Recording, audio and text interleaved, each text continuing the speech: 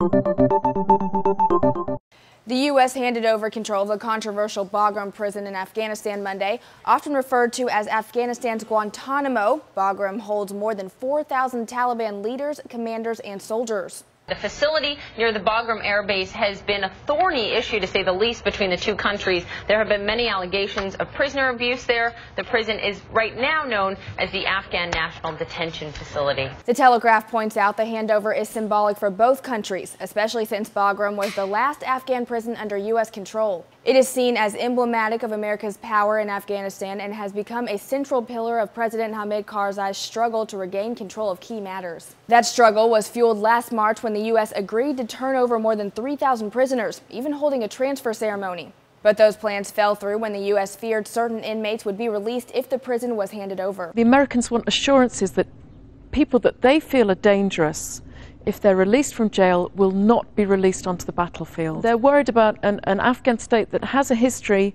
of releasing such men. A fear that was not eased until recently. The transfer to Afghan hands began last spring, and since then more than 1,300 inmates have been released. Secretary of Defense Chuck Hagel recently spoke with Afghan President Hamid Karzai about those concerns. According to a statement, the secretary welcomed President Karzai's commitment that the transfer will be carried out in a way that ensures the safety of the Afghan people and coalition forces by keeping dangerous individuals detained in a secure and humane manner in accordance with Afghan law. American control in the nation is slowly being loosened in preparation for the 2014 troop withdrawal date, and this is the latest example of that loosening. An American official told the New York Times, "It's all part of the bilateral security agreement. It's about a shift that's going on and how the U.S. is looking at what's important. We have to look at the larger picture. What's the U.S. strategic interest here?"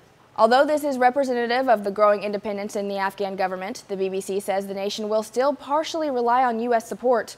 For example, the Afghan government does not have an air force, so it needs NATO and American helicopters and planes, whether that's transporting troops or calling for air support. This recent handover came just hours after the arrival of U.S. Secretary of State John Kerry made his unannounced visit to Afghanistan, his first since filling that role. For Newsy, I'm Jasmine Bailey. Multiple sources, a broader view.